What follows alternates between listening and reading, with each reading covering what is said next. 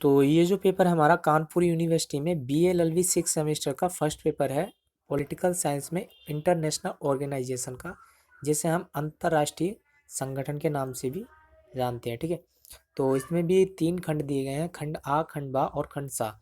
तो खंड आ में प्रश्न संख्या 1 दी गई है, जिसमें प्रत्येक प्रश्न 4 अंकों का है और ये प्रत्येक प्रश्न करने अनिवार्य है, जो कि ए से ले तक जे की श्रेणी में दिए गए हैं। तो प्रश्न संख्या 1 में जो पार्ट बी दे रखा है उसमें क्या दिया गया है कि अरब लीग के गठन के उद्देश्य क्या हैं। ठीक है, और जो प्रश्न संख्या 1 में एच दिया गया है, ये विश्व व्यवस्था पर राष्ट्रमंडल देशों के प्रभाव का वर्णन कीजिए। और आई दिया गया है, अंतर्राष्ट्रीय मुद्रा कोष के गठन का उद्देश्य स्पष्ट कीजिए। और लास्ट हमारा जे, उत्तर दक्षिण संवाद को स्पष्ट कीजिए। तो ये जो है जे तक दिए गए थे, आप स्क्रीनशॉट ले लीजिएगा जैसा आपको उचित लगे, और या तो फिर नोट कर लीजिएगा। और खंड बा में जो है कुल 4 प्रश्न दिए गए हैं, प्रश्न संख्या 2 से लेकर 5 तक। तो इनमें कोई 2 प्रश्न करने हैं जो आपको उचित लगे। तो प्रश्न संख्या 2 दिया गया है, विधिक व्यक्तित्व पर एक संक्षिप्त निबंध लिखिए।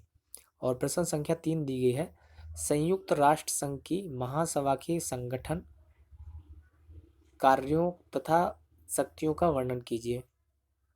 तो और प्रश्न संख्या 4 दी गई है, यूनिसेफ के संगठन कार्य एवं प्रभाव का वर्णन कीजिए। और प्रश्न संख्या 5 में दिया गया है कि संयुक्त राष्ट्र संघ के वैश्विक राजनीति पर पड़ने वाले प्रभाव का मूल्यांकन कीजिए। तो ये कुल 4 प्रश्न थे, इनमें से कोई 2 प्रश्न करने अनिवार्य हैं, जो कि एक प्रश्न कुल 15 अंकों का है। और इसी तरह सेक्शन सा में जो है क्वेश्चन प्रश्न संख्या 6 से लेकर 9 तक दिए गए हैं।